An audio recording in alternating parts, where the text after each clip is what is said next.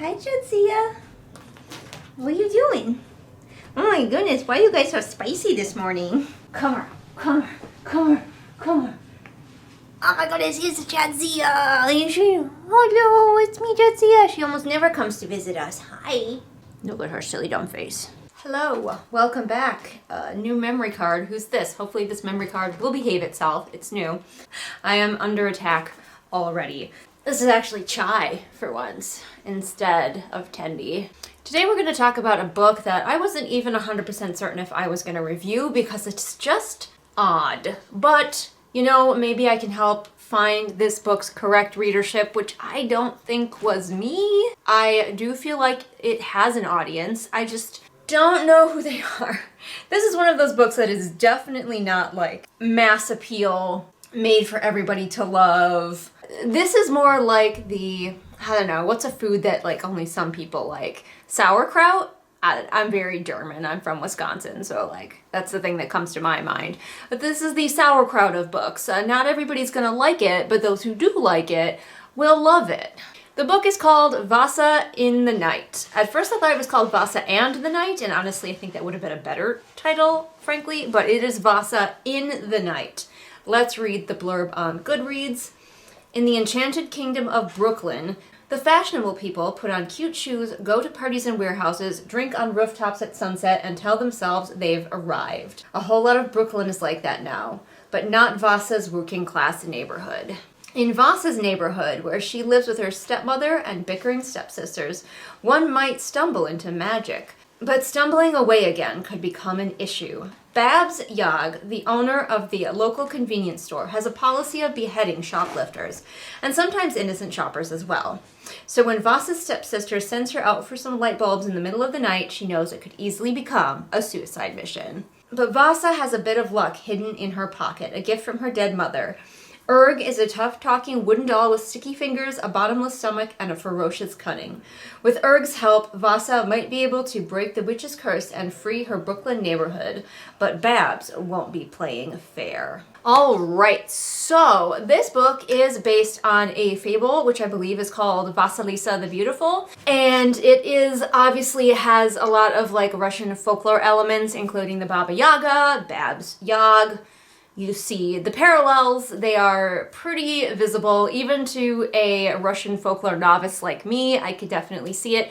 I did not read Vassalisa the Beautiful yet. I want to, but I have not read it yet before this review. Because what do you expect? Professionalism from me? Are you kidding? No. But I am very interested to go and read it now that I have read this book, because I do want to see how many elements like moved over from the original fable into the story. I do think that the constantly mentioning how beautiful Vassa is definitely one of the things that came over from the fable called Vassalisa the Beautiful. That was one of the elements I liked less. Like, there wasn't really anything done with it. We just needed to know periodically how physically attractive the main character is. So this book is weird.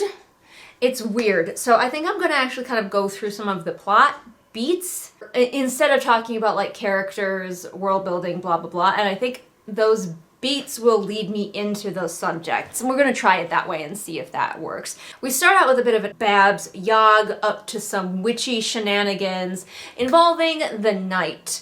And as a result of her shenanigans, the night starts lasting much, much longer in Brooklyn, or at least as part of Brooklyn. No, it's happening all over because we hear that there are other stores around. And the lengthening of the night, which would completely suck, and this is kind of a world building thing actually right away. The lengthening of the night, people are starting to notice, and they are starting to get upset about it, but nobody's actually trying to do anything about it. Nobody's reacting to it. And that comes down to a lot of the fairy tale logic in this book. If you like something that has dream logic, that has fairy tale logic, then this is the book for you, because people do not react the way that humans would react in this book, because it is essentially a fever dream in book form, in my opinion.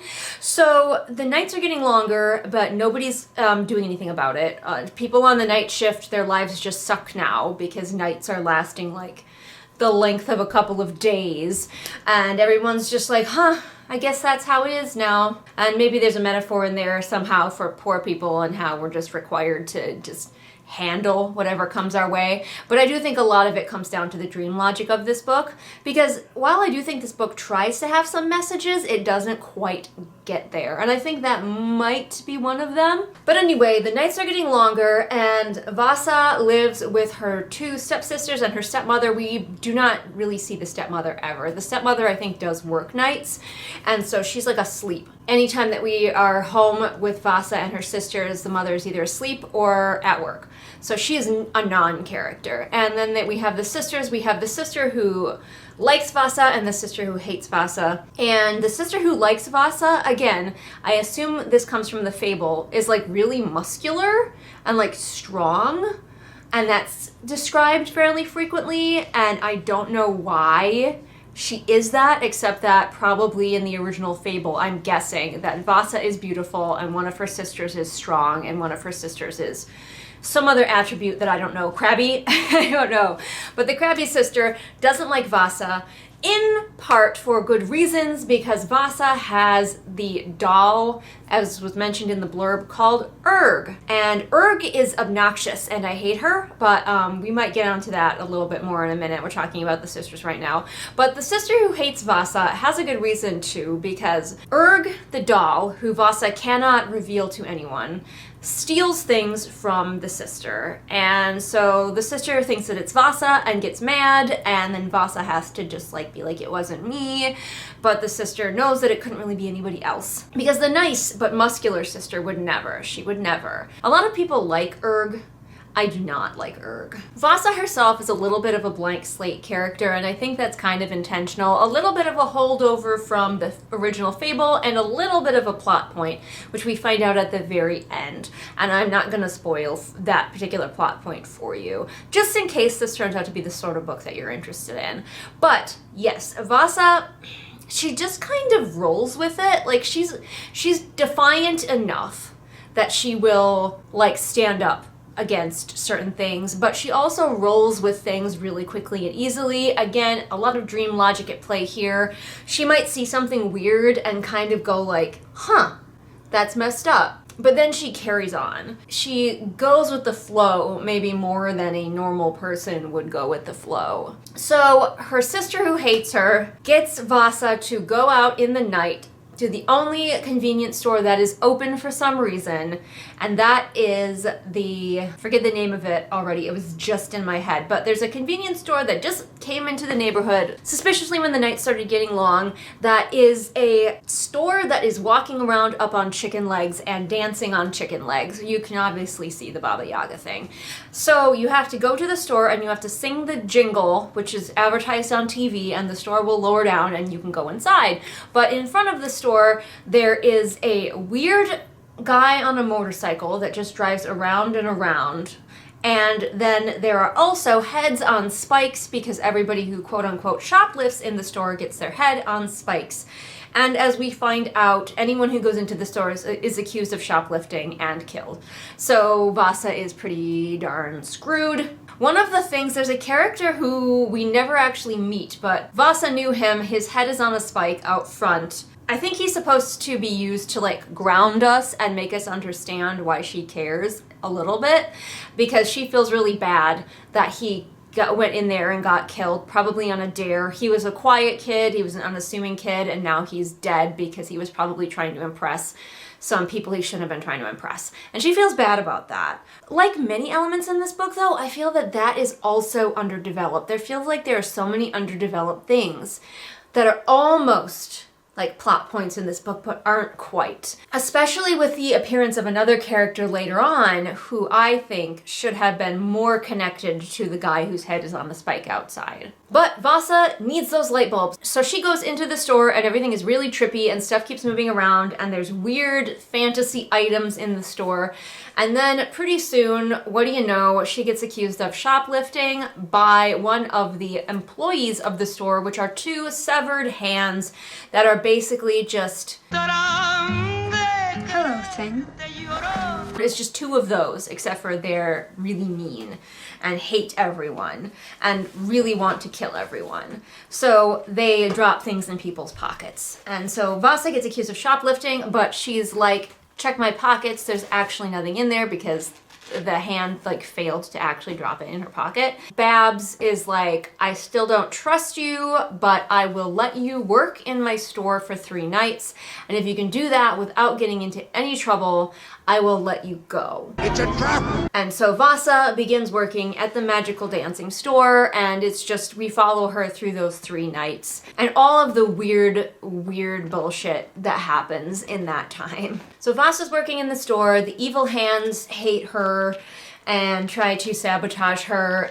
Babs tries to sabotage her, but thanks to Erg the doll, Vassa never really gets into any serious issues. And I think that brings up one of my problems with this book, is that because it is based on a fable, and in fables the main characters very rarely do anything for themselves.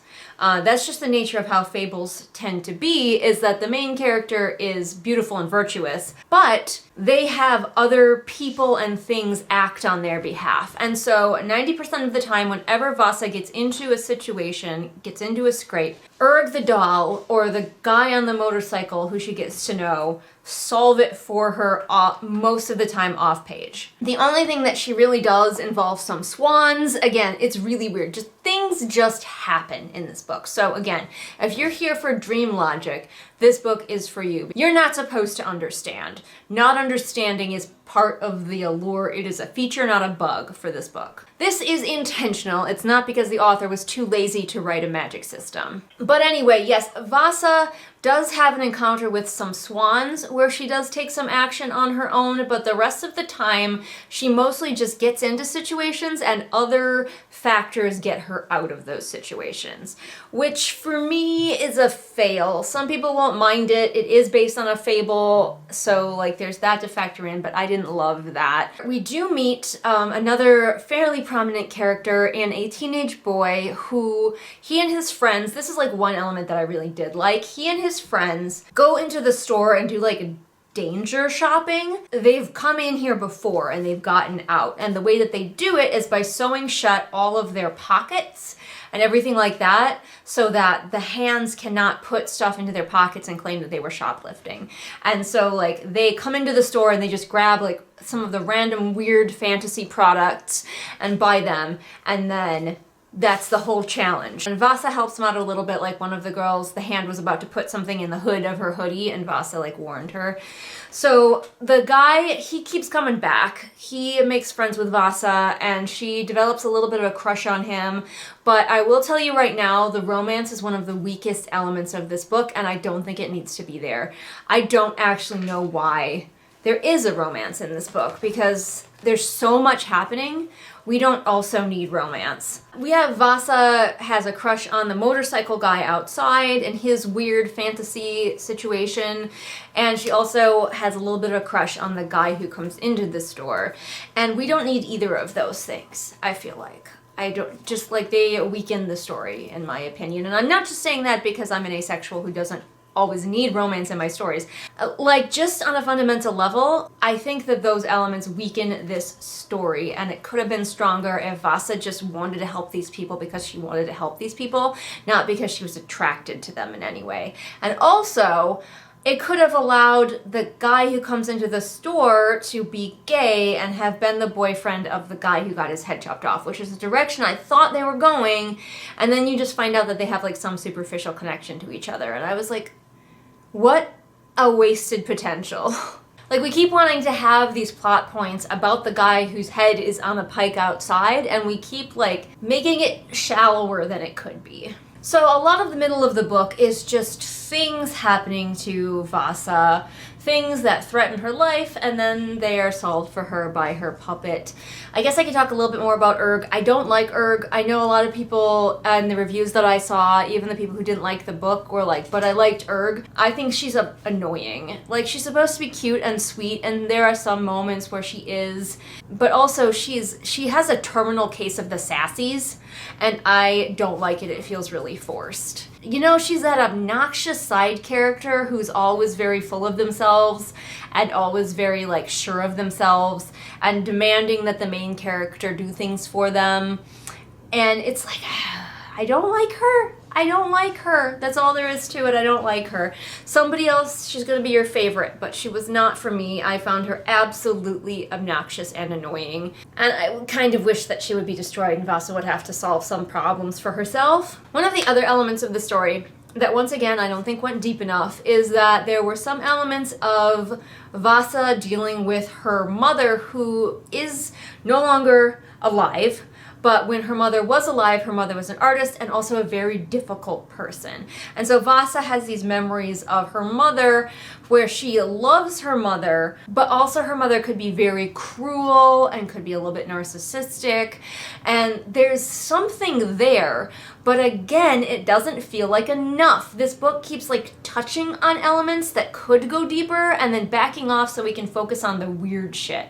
I feel like this author had two different stories they wanted to tell and couldn't make them work together quite enough, in my opinion. Some people might absolutely love the way that these elements work together, but for me, it felt like we kept coming up so close to really exploring something, and then we kind of back off of it. So yeah, and obviously in the end, Vassa solves the problem and gets the knights back under control and deals with Babs Yogg. She deals with her and just all of the things, and people die but maybe get to come back, and there's just a lot of stuff going on. And there's some other characters called Picnic and Pangolin who seem like they stepped right out of Alice in Wonderland, and honestly they don't really do much, so I'm not even gonna bother. Like, if you liked Alice in Wonderland, and I'm talking about the book Alice in Wonderland, you know what I'm talking about. It is that kind of book where stuff just happens and the main character just has to go with it. I almost said deal with it, but neither Alice nor Vassa really have to do much of the dealing themselves. Honestly, I think Alice from Alice in Wonderland does more dealing with things than Vassa does in this book. Because Alice doesn't have a sassy little magical sidekick who just deals with things off page for her. It'd be like if Dinah the cat suddenly became really snarky and wouldn't shut up and went with Alice into Wonderland. I'll say, I will say of the prose that they are pretty solid. I do think the prose are one of the better parts of this book. I just wish that they were used towards a book that had a little bit more of like a structured plot. I will fully admit about myself that I am more of a structured plot girly, and I just had a hard time loving this book that was so random and at the same time had a main character who didn't really have a whole lot of agency. I think I would have liked it. I think I honestly would have liked it if it was roughly the same story, but Vassa had agency. Get rid of the romances, they're shoehorned in. Make Vassa solve her own problems, and I probably would have been fine. But that combination of things, plus just the random dream logic always happening, made this book a 2-star for me, but it could be a 5-star for you. So if it sounds interesting, go check it out. Now, I filmed this review before I started doing my new thing where I talk about what we as fellow writers can take away from a book, so I'm adding it on here. What can we learn from things that this author did well and things that they did poorly? Things that they did well, I think that this book would be great to look at for like descriptions and mood, and just like, it was a very moody book. Like, you definitely felt like you were in the atmosphere, very atmospheric. However, one of my main critiques of this book is the aimlessness of it, and I don't know if I would look at this book as necessarily the best example of a fable translated. Fables can be very weird and random, and trying to translate them can end up strange on its own. People might disagree with me on that one, so that's a bit tenuous. The other thing I might not look at this book for is engaging characters, because all of them felt pretty much locked into exacting archetypes so they would fit the fable, and again, that wasn't for me either. And if there's a book that you want to force me to read, well, you can do that by supporting me over on my Patreon. Not only do you get content over there that is not seen here on the regular channel, but also at a certain level you can boss me around and make me read a book to review here on the channel. Within reason, we'll talk about it, we'll plot it out. And of course, you know that I have several books of my own that you can read for yourselves. They are available now on Amazon. Thanks so much for watching, and I'll see all of you again next time with whatever it is I happen to be doing next time. Bye! Have fun storming the castle. Think it'll work? It would take a miracle. Bye-bye. My patrons and I always have fun storming the castle. Patrons like Sarah, Lisa, Amanda, Jenny, Savvy, Scribbling Cat, Rennie, Jesper, Zaire, Shelby, Ray, Callison, Anne Sophie, Patrick, Belle, Light Julie, Hidden Glade, Kit, Merween, Sophia, Ashley, Swamp Goblin Waifu, Melissa, Afra, Deborah, Rita, Alyssa, Celia, Amanda, Lafone, KJ, Jessica, Caitlin, Ursula, Robin, Jojo Bookish, Bear, Kirsten, Maria Mooney, Kohikaro, Kira, Sam, Haley, Julius the Nice Dragon, Pansing Pony, Roma, Veda, 78 Kilograms of Shade, Kat, Sarah M, Nico, Sunny Shy, Bird Anonymous, July, Martha Baggins, SB Boots, and Ruin, Queen of Oblivion.